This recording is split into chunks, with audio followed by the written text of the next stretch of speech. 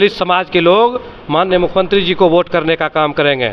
लेकिन गांव का जो परिस्थिति होता है, गांव के परिस्थिति के अनुकूल आपको लगेगा कि कुछ बोल ही नहीं रहा है किधर वोट करेगा, लेकिन सब वोट करेगा माननीय मुख्यमंत्री जी को। पता है गांव चले जाइए, वहां जाके पूछिए तो माननीय मुख्यमंत्री जी का जो विजन है, उनका जो काम है, उनसे महिलाएं, युवा, बड़े बुजुर्ग जो भी हैं सब प्रभावित। आप पहले शिक्षक थे, जहाँ तक मेरी जानकारी है। ये शिक्षक बच्चों को पढ़ाना छोड़ करके आप राजनीति में कहाँ से ख्याल आया राजनीति में आने का? मुख्यमंत्री का जो विकास का विजन है, जो जिस प्रकार से हमने वहाँ काम करवाने का काम किया है, अगर माननीय मुख्यमंत्री जी से हम उस समय भी जुड़ के नहीं रहते, आज भी माननीय मुख्यमंत्री जी के विचारधाराओं से जुड़ के नहीं रहेंगे, तो जो विकास होना चाहिए वो विकास नहीं हो पाएगा। हम विकास के साथ हैं, विनाश के साथ नहीं हैं। नमस्कार, मेरा नाम प्रीति है और अभी हमारी मौजूदगी जो है जदयू प्रदेश कार्यालय में है और हमारे साथ अलौली विधानसभा क्षेत्र के विधायक चंदन कुमार राम जी हैं। और अभी वो जो है पहले राजद से थे और अब जो है उन्होंने जदयू का दामन थामा है। तो हम उनसे पूछेंगे कि आखिर चुनाव के कुछ दिन पहले आखिर ऐसी क्या कारण रही जो आपने जदयू का दामन थाम लिया? कोई कारण नहीं, अपने माननीय मुख्यमंत्री जी के विकास से हम प्रभावित हैं 2015 से ही। ऐसे तो 2005 से जो हम देखते आए हैं, सुनते आए हैं, जो विकास हुआ है उससे प्रभावित थे ही। लेकिन ये जो 2024 का लोकसभा चुनाव है, पूरे देश में जो महापर्व चल रहा है, इसमें अपने स्वजाति भाइयों को हक हकूक़ की जो बात है, अगर हम अभी से उनकी लड़ाई नहीं लड़ेंगे, उनकी जो समस्या है, उनका जो दुख दर्द है, उस दुख दर्द को लेकर के अपने माननीय मुख्यमंत्री जी को नहीं बताएंगे, नहीं सुनाएंगे, तो फिर आगे जो हमारा लक्ष्य है, हमारे जो समाज के लोग हैं, उनका जो हक हिस्सा है, उनको हक हिस्सा दिलाना मेरा कर्तव्य है, मेरा धर्म है। इसलिए हम सही समय पर, सही टाइम पर माननीय मुख्यमंत्री जी का दामन थामे हैं। अच्छा, राजद में रहते हुए आप अपने समाज का हक नहीं दिला पाते उनको?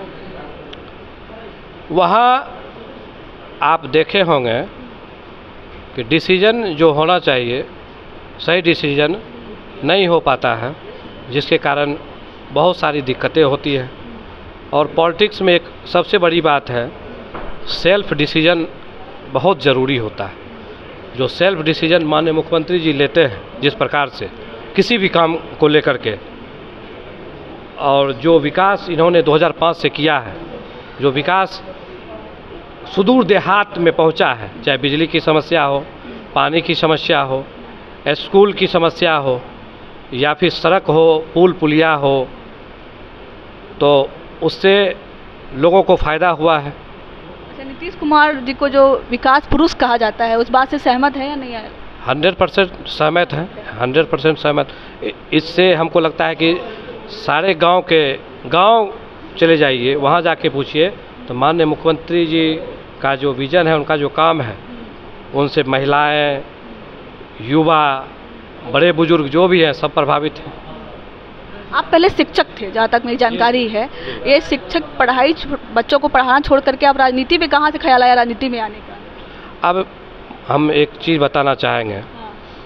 एक शिक्षक मात्र एक स्कूल तक सीमित है, और कुछ लोगों का, सबका नहीं होता है उस प्रकार से सोच कि हमको थोड़ा सा यहाँ से निकल करके पंचायत लेवल पर या फिर जिला लेवल पर, राज्य लेवल पर हमको काम करना है। अपना अपना थिंकिंग है। तो हमको बचपन से ही, हमारे चचा थे 2000 में विधायक बने थे बखरी से, आरजेडी से पहली बार, दूसरी बार 2010 में बीजेपी से बने थे। तो हम 2000 से, उससे पहले से ही हम थोड़ा सा पॉलिटिक्स से जुड़े हुए हैं, और हमको लगता था कि कुछ बड़ा करने का मेरे अंदर इच्छा था, जो कि टीचर में रहते हुए भी हमको खलते रहता था कि हम कुछ बाहर निकल के अपने गांव के लिए, अपने समाज के लिए, अगर हम वहाँ से विधायक नहीं बनते तो हमारे गांव में जो, हमारे पंचायत में जो पुल आज बन रहा है शायद नहीं बनता। वहाँ बहुत सारा ऐसा काम जो हम करवाए हैं, वहाँ से जो मेरा 8 पंचायत खगड़िया ब्लॉक में पड़ता है, 21 पंचायत पड़ता है अलौली ब्लॉक में, और 8 पंचायत पड़ता है खगड़िया ब्लॉक में। ये 8 पंचायत जो आज़ादी के बाद से कोई काम इधर नहीं हुआ था ढंग से जो होना चाहिए था। और मेरे होने के बाद 21 पंचायत वो भी और 8 पंचायत ये भी, दोनों जगह को हमने सजाने का काम किया है। चाहे इंजीनियरिंग कॉलेज का बात हो, ब्लॉक भवन का बात हो, मॉडल थाने का बात हो, 30 बेड हॉस्पिटल की बात हो या कॉलेज की बात हो, सबको हमने लेकर चलने का काम किया। माननीय मुख्यमंत्री जी के नेतृत्व में वहाँ बनवाने का काम किया है। तेजस्वी यादव के बारे में कहा जाता है कि वो जो है अपने कार्यकर्ताओं के भी सुनते हैं, तो आपसे कैसे, आपका कैसे नहीं सुना उन्होंने और आपने जो है जदयू का दामन थाम लिया? अब आप समझ सकते हैं, एक विधायक 2-3 लाख मिला जुला के जनता का प्रतिनिधित्व करता है, तो कहीं ना कहीं आहत हुआ है। आहत हुए हैं? हाँ, कहीं ना कहीं आहत हुआ है या किसी न किसी प्रकार से दिक्कत हुई है, तभी तो हम वहाँ से यहाँ आए हैं।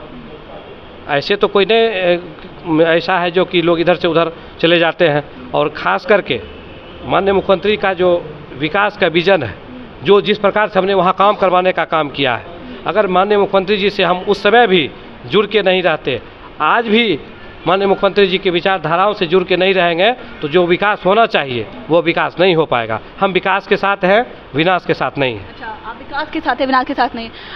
आप जो है, अगर मेरी जानकारी सही है तो अति पिछड़ा समाज से आते हैं? नहीं, SC। अच्छा, ऐसी समाज। तो लगता है कि उस समाज का रुख इस बार किस पार्टी में है, किधर जाएगा? देखिए, हमारे समाज के लोग बहुत डरे सहमे से रहते हैं और बहुत सौबर होते हैं, लड़ाई झगड़ा करने वाले लोग नहीं होते हैं। तो उस परिस्थिति में सारे लोग, एक लोग, दलित समाज के लोग माननीय मुख्यमंत्री जी को वोट करने का काम करेंगे। लेकिन गांव का जो परिस्थिति होता है, गांव के परिस्थिति के अनुकूल आपको लगेगा कि कुछ बोल ही नहीं रहा है, किधर वोट करेगा, लेकिन सब वोट करेगा माननीय मुख्यमंत्री जी को। आपको पता है पहले से ही? पहले से पता है और नब्ज को हम टटोले हुए हैं और खुद को भी उस सांचे में ढाले हुए हैं। हवा का रुख जो है एकदम तो नीतीश कुमार की तरफ है। ये है कि अच्छा, एक सीट ऐसा बता दीजिए कन्फर्म सीट जो कि राजद जीत रही है, हमको बताइए। हम तो जनता तय करेगी। हम बताते हैं कि 40 में 40 NDA 100% जीतने का काम करेगी। हमारे साथ विधायक जी थे, आपने इनको सुना। बाकी आपकी क्या राय है आप हमें जरूर बताइएगा। तब तक के लिए धन्यवाद।